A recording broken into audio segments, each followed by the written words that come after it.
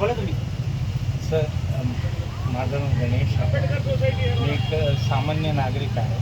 तर मला धक्का ह्या गोष्टीसाठी लागला की समाजसेवक दादासाहेब गायकवाड आज उपोषणाला या कारणास्तव बसले आहेत की त्यांनी हे पाहिलं की एक बेवारस रुग्ण ज्यांना कुणी त्यांच्या पाठीशी नसल्यामुळे त्यांना त्यांच्यावर लक्ष न देता त्यांना निर्जन स्थळी म्हणजे जिथं कोणी असत नाही त्या ठिकाणी त्यांना बसवलं किंवा सोडून दिलं.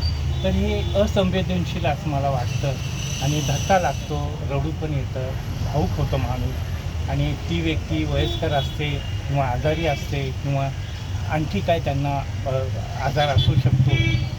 असं असताना समाजामध्ये असंवेदनशीलपणा नसावा, संवेदनशील असावं. डॉक्टर हा दैवत आहे. डॉक्टरमुळे लोक वाचतात, डॉक्टरमुळे लोक जिवंत राहतात. तर दवाखाना जो आहे तो देवाचं घर आहे.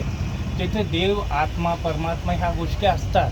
ते लोक त्यांचं प्रत्यारोपण करतात, त्यांना वाचवतात, त्यांना बऱ्याच रोगांपासून त्यांना मुक्त करतात.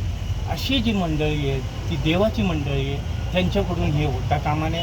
जर झालं असेल, चुकून झालं असेल तर त्यांनी माफी मागावी. दादासाहेबांना हे उपोषण सोडण्यासाठी मदत करावी.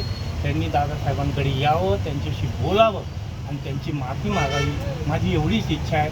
आणखी विषय वाढता कामा नये, कारण दादासाहेब सगळ्यांचा विचार करून हे उपोषण करतात. ते समाजाला हे दिशाभूल करण्यासाठी नाही करत, सगळ्यांना एकत्र आणण्यासाठी, संवेदनशील राखण्यासाठी ते हे उपोषण करतात. यासाठी आपण समाजासोबत आहोत, सगळ्यांसोबत आहोत. सगळ्यांबरोबर आपण सगळ्यांनी चांगलं राहावं, निरोगी राहावं, सगळ्यांचं आरोग्य चांगलं राहावं, हीच आपली इच्छा आहे. हीच देवाचरणी आपली प्रार्थना. माझं नाव गणेश आहे सर, गणेश आरिफ स्वामी.